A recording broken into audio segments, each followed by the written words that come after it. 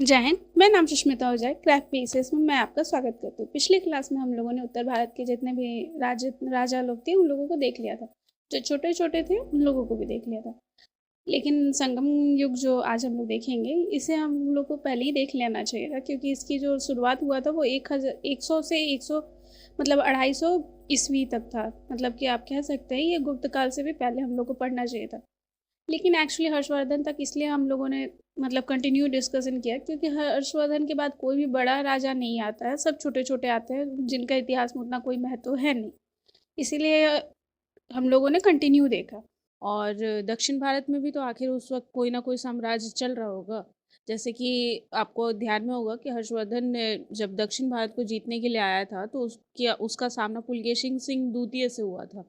पुलकेशिन द्वितीय से हुआ था। तो पुलकेशिन द्वितीय कौन था, या दक्षिण में किसका साम्राज्य था, दक्षिण का इतिहास कहाँ से है, तो वही पहले संगम काल से आपको क्लियर कट पता चलेगा। एक्चुअली इसे संगम काल इसलिए कहा जाता है क्योंकि यहाँ पे 3 सम्मेलन संगम हुए थे। जैसे कि कुंभ होता है या बौद्ध में संगीति हुई थी, वैसे ही दक्षिण भारत में 3 संगम हुए थे। ठीक है, इसीलिए संगम काल या संगम संस्कृति भी कहा जाता है, ध्यान रखिएगा।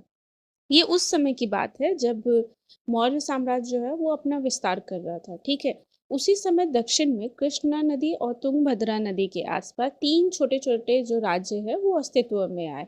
इसकी जानकारी कहाँ से मिलती है, तो इंडिका। इंडिका किसने लिखी है, तो मेगास्थनीज। अष्टाध्यायी, अष्टाध्यायी किसने लिखी है, तो पाणिनि। और ऐत्रेय ब्राह्मण ग्रंथ से भी मिलती है, कुछ अशोक के लेखों से भी मिलती है। अर्थशास्त्र, अर्थशास्त्र के लेखक कौन है, तो अर्थशास्त्र के लेखक कौन है आप कमेंट बॉक्स में लिख सकते हैं। अच्छा कोई बात नहीं, मैं आपको बता देती हूँ, चाणक्य। उसके बाद कुछ क्लासिकल लेखकों के द्वारा भी मिलती है, क्योंकि जो ये संगम है यहाँ पे एक्चुअली जो लेखक हुआ होते थे वही यहाँ पे अब मिलते थे, अपने लेखों को सबको बताते थे, और उसके बाद जो उनमें से कुछ सेलेक्ट किए जाते थे उनका मतलब उनको छापा जाता था। ठीक है, मतलब उनको और लिखा जाता था, उसके बाद उनकी कॉपियाँ बना करके बांटी जाती थी। और उनमें से कुछ कुछ जो बचे हुए हैं वो अभी भी चले आ रहे हैं, वो भी हम लोग आगे देखेंगे। ठीक है, तो चलिए स्टार्ट करते हैं। संगम साहित्य जो है उसमें सबसे अधिक चेर राजाओं की उल्लेख मिलता है। संगम साहित्य सुदूर दक्षिणवर्ती राजाओं की जानकारी देने वाला सबसे प्रमुख ऐतिहासिक स्रोत है। इसमें जो है विषय वस्तु की दृष्टि से 2 भागों में इसे बांटा गया है। पहला है अहम और दूसरा है पूरम। अहम का अर्थ होता है प्रेम से संबंधित जो रचनाएं हैं, और पूरम का अर्थ होता है जिसमें युद्ध से संबंधित रचनाएं लिखी गई हैं। ठीक है, संगम साहित्य के अंतर्गत सबसे महत्वपूर्ण महाकाव्य जो है वो थे शिल्पाधिकारम, जो कि इलेंगो आदिगल ने लिखी है। दूसरा था मणिमेखल, जो कि सितले सतनार ने लिखी है। और तीसरा था जीवक चिंतामणि, जो कि तिरुत्क देवर ने लिखी, तिरुत्क देवर ने लिखी है। ठीक है, तमिल संगम साहित्य में 5 शब्दों का उल्लेख किया गया है जिनका पूरम साहित्य में अर्थ होता है। पूरम साहित्य याद है, जो कि अभी मैंने आपको बताया था, युद्ध से संबंधित जिसमें बताया गया है। ठीक है, कुरुंजी या कुरुंथी, ठीक है, ये पर्वतीय प्रदेश या पहाड़ी प्रदेश को कहा जाता था। मरुधम या मरुथम, इसे कृषि भूमि या मैदानी प्रदेश को कहा जाता था। ठीक है, ये पूरम साहित्य में कहा गया है, ध्यान रखिएगा। निथल या नियतल, ये तटीय क्षेत्र या समुद्र तट के आसपास का क्षेत्र को कहा जाता था। मुल्ले या मुलई अरण्य भूमि या वन क्षेत्र यानी कि जंगल को कहा जाता था। पल्ले या पली शुष्क भूमि या सूखी भूमि या मरुस्थलीय भूमि को कहा जाता था। ठीक है, ये पूरम साहित्य में कहा जाता था। और इन्हीं शब्दों को अहम साहित्य में क्या कहा जाता था, जैसे कुरुंजी या कुरुंथी को विवाह पूर्ण प्रेम कहा जाता था। मरुदम या मरुथम को विवाह के बाद के प्रेम को प्रेम कहा जाता था। मलुई या मुल्ले छोटे वियोग काल को कहा जाता था।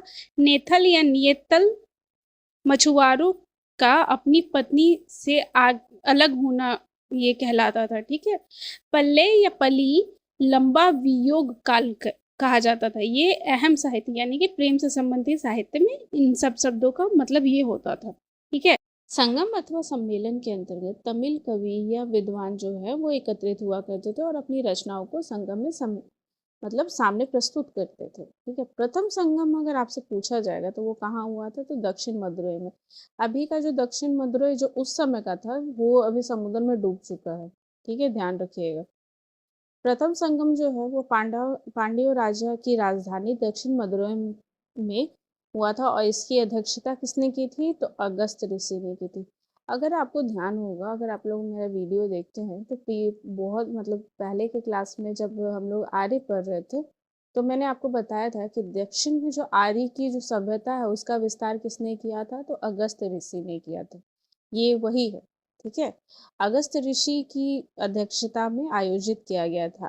अगस्त ऋषि दक्षिण आए थे आयो की जो सभ्यता थी, संस्कृति थी, उसका विस्तार करने के लिए। ठीक है, प्रथम संगम में सदस्यों की कुल संख्या जो वो थी वो 549 थी। ठीक है, इस संगम में 4499 लेखकों ने अपनी रचनाओं की प्रस्तुति की थी। ठीक है, ध्यान रखिएगा। प्रथम संगम में 89 पांड्य राजाओं ने अपना संरक्षण दिया था। प्रथम संगम में जिन ग्रंथों का संकलन हुआ था उनका नाम यहाँ लिखा हुआ है, लेकिन ये भी ध्यान रखिएगा इन नाम को याद रखने की कोई जरूरत नहीं है, क्योंकि ये उतना इम्पोर्टेंट नहीं है, क्योंकि नाम ही अगड़म बगड़म है, मतलब बहुत बड़े बड़े नाम है। सॉरी। और ये जितने भी ग्रंथ थे इनमें से आज के समय में कोई भी ग्रंथ नहीं है, क्योंकि कुछ बचा ही नहीं है। द्वितीय संगम जो है इसका आयोजन हुआ था कपाटपुरम में। ठीक है, कपाटपुरम अलवाई में पड़ता है। एक्चुअली ये अभी के तमिलनाडु में नीचे साइड आपको पड़ेगा, मैप में आप देख सकते हैं।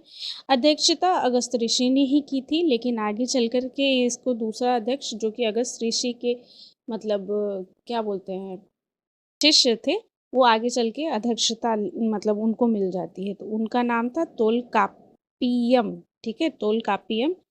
ये मतलब शिष्य थे किसके, अगस्त ऋषि के। ये दूसरे अध्यक्ष बने थे। रचनाओं की कुल संख्या थी 3700। ठीक है, मतलब लेखकों की रचना थी। और अगर आपसे क्वेश्चन पूछा जाएगा, मेन इसमें यही पूछा जाता है कि कितने पांड्य राजा ने अपना मतलब संरक्षण दिया था, तो इसमें दिया था कुल 59 पांड्य राजाओं ने अपना संरक्षण दिया था। ठीक है, देखिए तीन तीन ही बस इम्पोर्टेंट है। पहला आयोजन का हुआ था, अध्यक्ष कौन था और कितने राजाओं ने संरक्षण दिया था, और तीनों में पांड्य राजाओं ने ही संरक्षण दिया, ये तो कॉमन है, बस गिनती याद रखिएगा। और प्रथम वाला में तो कोई बुक का नाम आपको उतना ध्यान रखने का जरूरत नहीं है। दूसरा वाला याद रखिएगा। दूसरा में जो तोलकापियम जो थे ना, उन्होंने ही एक ये क्या कहते हैं पुस्तक लिखी थी। ठीक है, ये शिष्य थे अगस्त ऋषि के, ध्यान रखिएगा। और ये इन्होंने एक पुस्तक लिखी थी तोलकापियर। ठीक है, जो कि इस ग्रंथ की रचना मतलब ये एकमात्र शेष है जो कि अभी के समय भी मिली है। ठीक है, इस संगम में समकालीन साहित्यों में तमिल व्याकरण ग्रंथ, ये एक्चुअली तमिल व्याकरण ग्रंथ है, तमिल भाषा इसी से निकली है। ठीक है, ध्यान रखिए। तृतीय संगम का जो मतलब आयोजन है वो उत्तरी मदुरै में किया गया था। ये अभी इसको मदुरई कहा जाता है, ध्यान रखिएगा, ये अभी तमिलनाडु में ही पड़ता है। इसकी अध्यक्षता जो है वो नक्कियर ने की थी, नक्कियर ने की थी। ठीक है, अगर मैं सही प्रोनाउंस कर रही हूँ तो आप देख लीजिएगा नाम ध्यान से। ठीक है, कवियों की जो रचना थी इसमें कुल 449 थी। ठीक है, मतलब रचनाओं की संख्या। और राजाओं ने जो मतलब राजा पांडे राजा ने जो मतलब संरक्षण दिया था उसकी संख्या थी 49, यानी कि 49। ठीक है, पहले में कितना था, 89 था, दूसरे में कितना था, 59 था, और तीसरे में 49 था। 999 कॉमन है, बस उसके आगे वाला ध्यान रखिएगा। पहले में 89, दूसरे में 59 और तीसरे में 49, यानी घटते गया है। ठीक है, ध्यान रखिएगा। तृतीय में जो मतलब पांड्य शासकों ने संरक्षण दिया था वो था 49। ठीक है, और जो जो रचनाएं मतलब सम्मिलित की थी जिनका प्रकाशन के लिए अनुमति मिली थी वो ये सारे नाम हैं, ध्यान रखिएगा। आपको याद करना है तो आप याद कर सकते हैं। उसके बाद यहाँ पे संगम युग अब स्टार्ट होगा, क्योंकि चेर जो थे, पांड्य जो थे, वो चोल जो थे, उन सब के बारे में हम लोग डिस्कस करेंगे नेक्स्ट क्लास में। ठीक है, तो मिलते हैं नेक्स्ट क्लास में। और एक चीज़ और ध्यान रखिएगा कि जो वर्तमान में जो तमिल ग्रंथ जो है, ठीक है, जिसका संकलन तृतीय संगम काल में किया गया था। ये भी इम्पोर्टेंट बात है। अगर आपसे पूछ लिया जाए कि तमिल ग्रंथ, अभी वर्तमान तमिल ग्रंथ का जो संकलन है वो कौन से काल में हुआ था, तो ध्यान रखिएगा तृतीय में।